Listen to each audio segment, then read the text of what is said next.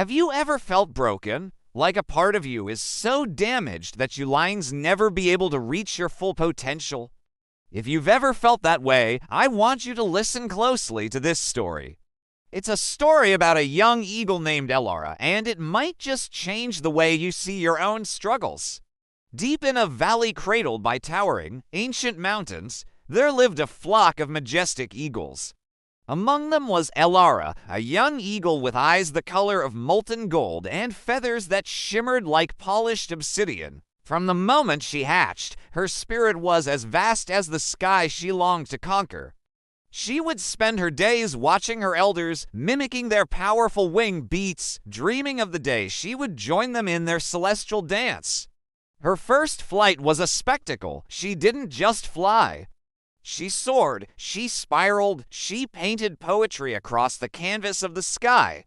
The other eagles watched in awe, whispering that she was destined for greatness, that she would one day fly higher than any eagle had ever flown before.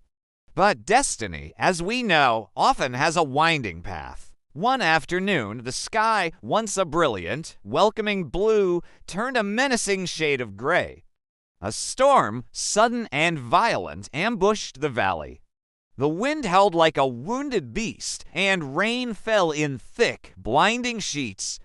The eagles scrambled for the safety of their nests, but Elara was caught out in the open, practicing a particularly ambitious dive. A ferocious gust of wind, a rogue wave in the airy ocean, caught her off guard. It slammed her against the rugged face of a cliff with brutal force.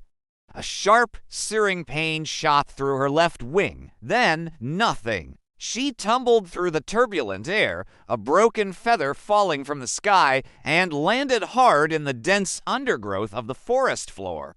When she awoke, the storm had passed, and a gentle sun was filtering through the leaves. But the world felt different. The pain in her wing was a constant, throbbing reminder of her fall. She tried to lift it, to stretch it, but it hung limp and useless at her side. It was broken. Panic, cold and sharp, pierced her heart.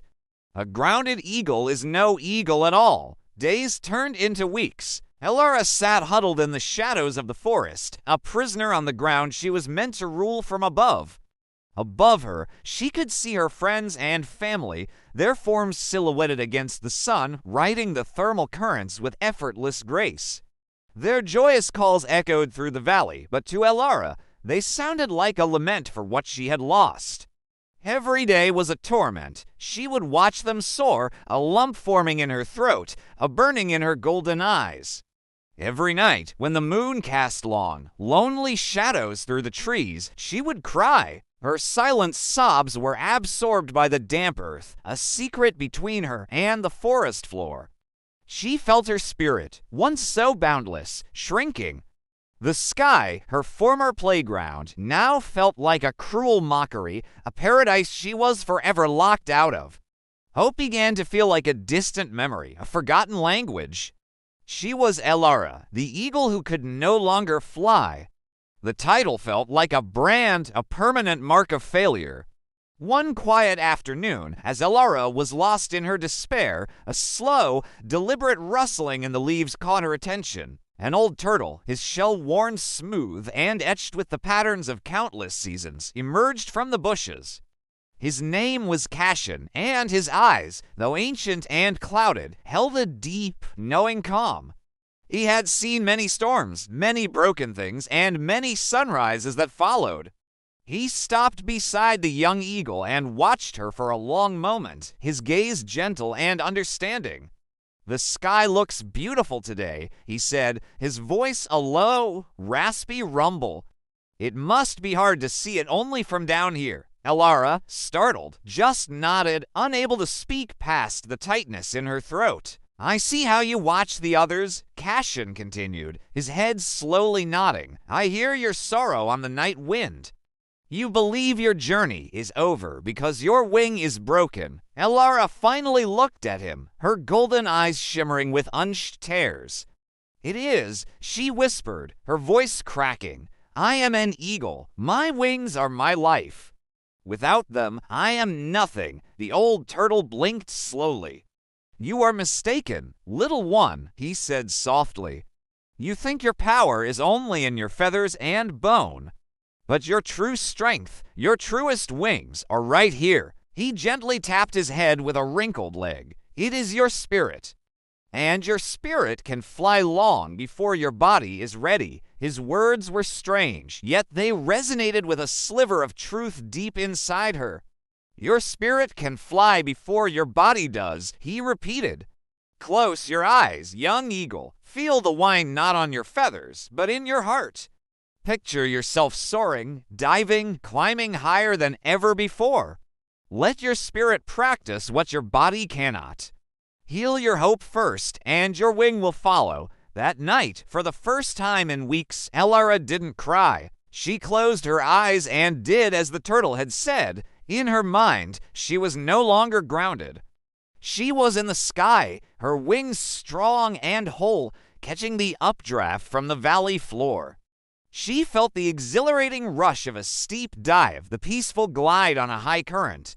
It felt real. It felt possible. A tiny spark of hope, fragile but warm, ignited within her. The next morning, she began her new training. She couldn't fly, but she could practice. She would stand on a low branch, face the wind, and flap her one good wing with all her might. Then, she would try to move the broken one. At first, it was just a twitch, a flicker of movement accompanied by a jolt of pain.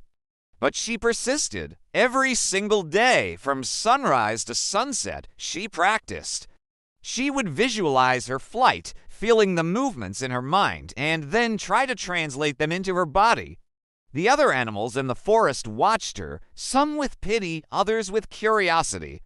But Elara paid them no mind. Cassian's words were her mantra. Your spirit can fly before your body does. Slowly, painstakingly, a miracle began to happen. The twitches in her broken wing became small flutters. The flutters became tentative flaps. The pain began to subside, replaced by the ache of strengthening muscles. She was channeling the strength of her spirit, her unwavering belief, directly into her healing wing. The bone mended, the tendons reknitted, and the muscles, through her relentless practice, grew stronger than they had ever been before. Weeks melted into months. One morning, she stood on her usual branch, took a deep breath, and flapped both wings. Hard. A powerful gust of wind pushed back, but this time, she was ready. She pushed harder, and for the first time since the storm, her feet left the branch. She was hovering. It wasn't graceful, and it wasn't high, but she was airborne. A cry of pure joy, powerful and clear, ripped from her throat and echoed through the valley. From that day on, her progress was astonishing. Her first real flight was not a tentative one.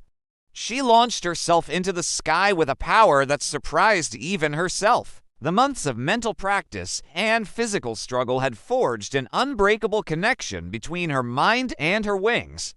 She knew the sky intimately, not just from flying in it, but from dreaming of it, from fighting for it. She climbed higher and higher, leaving her flock far below. She ascended past the familiar peaks into the thin, crisp air where the world stretched out like a map beneath her. She flew higher than her father, higher than her grandfather, higher than any eagle in the valley's long history had ever flown. From her incredible vantage point, she saw the storm clouds that had once broken her as mere wisps of vapor. She saw the cliff that had been her downfall as just a small scar on the vast face of the mountain. She finally understood the storm had not been her end. It had been her beginning. Her broken wing had not been a curse. It had been a teacher. It taught her a resilience she never knew she possessed. It taught her that true flight begins not in the wings, but in the spirit. It taught her that sometimes our deepest wounds, our most painful setbacks, are the very things that give us the strength to fly higher than we ever dreamed possible. So, if you're feeling broken today, remember Elara, remember the old turtle's wisdom. Your spirit can fly before your body does. Close your eyes, heal your hope, and start practicing in your mind. because the struggles you face right now might just be teaching you how to soar to heights you can't yet imagine. Thank you so much for watching. If this story resonated with you, please hit that like button and subscribe for more content that I hope will inspire and uplift you. Share this with someone who might need to hear it today. Until next time, keep your spirits high.